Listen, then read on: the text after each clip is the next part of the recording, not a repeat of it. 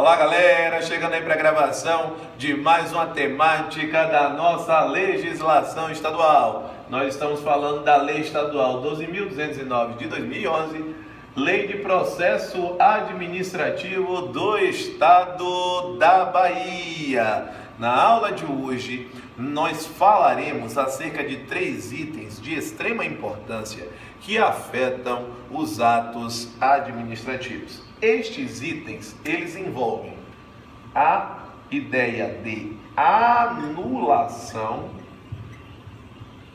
a ideia de revogação, assim como nós temos a ideia relacionada à convalidação.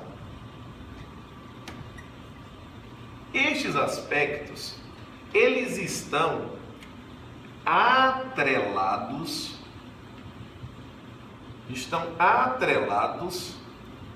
à ideia dos atos administrativos.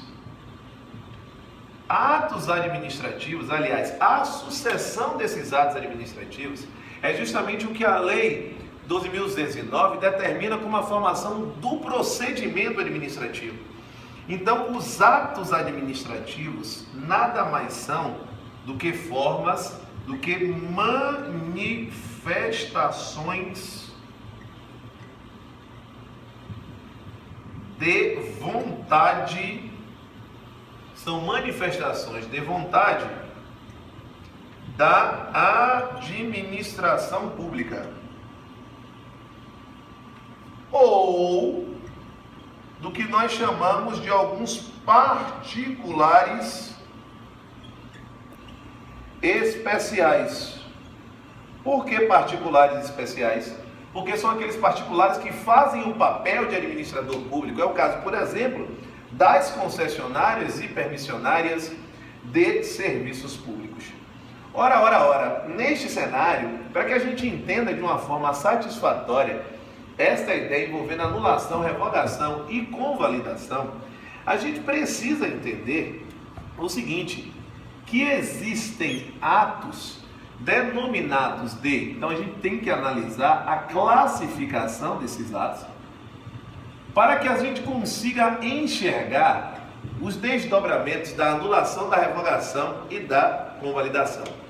Nós temos atos que são trazidos ou que são tidos como atos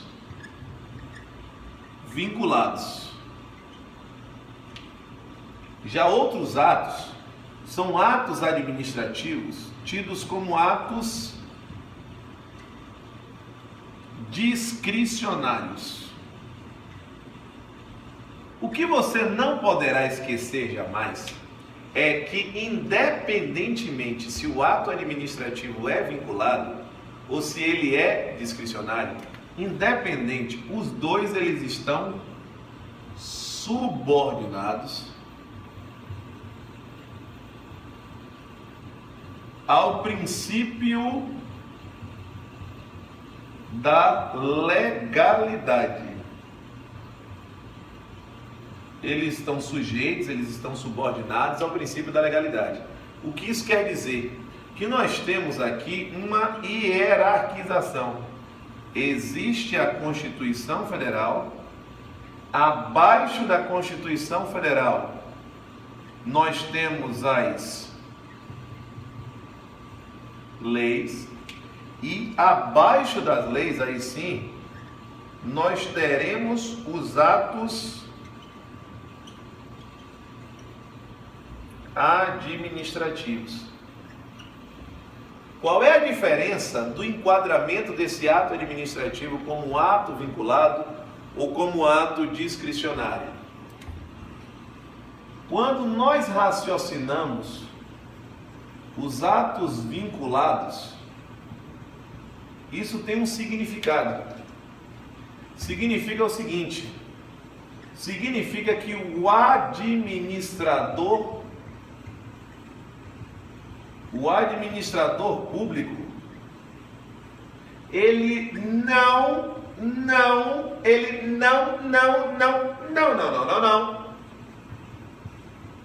possui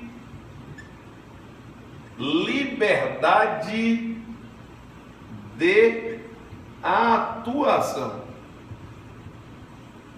O administrador público, ele não possui liberdade de atuação.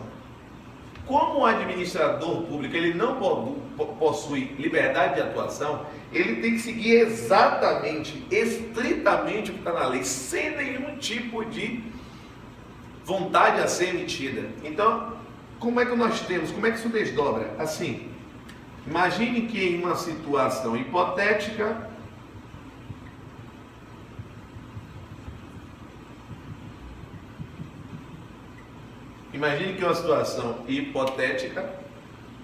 o que é que se tenha?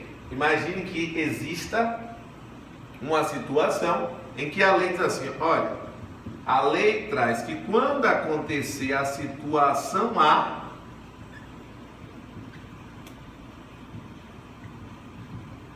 quando ocorrer a situação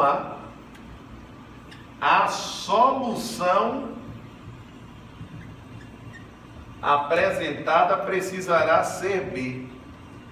Isso aqui é uma atuação vinculada. Então, por exemplo, a lei determina que quando o servidor completar 75 anos, necessariamente ele será aposentado compulsoriamente. O administrador não pode avaliar se ele é um bom servidor, se ele é um mau servidor, se ele é produtivo, se não é, se ele ganha bem, se ele ganha mal, não tem nenhum tipo de análise dessa. Completou 75 anos, aposentadoria compulsória, é um procedimento administrativo de aposentadoria compulsória, não tem jeito. Isso é uma atuação vinculada. Por outro lado, além dessa atuação vinculada, nós temos atos tidos como atos discricionários.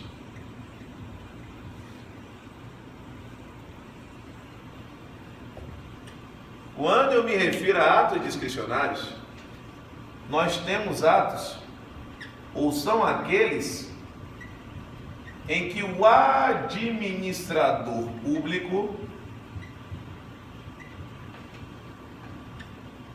ele possui uma liberdade de atuação.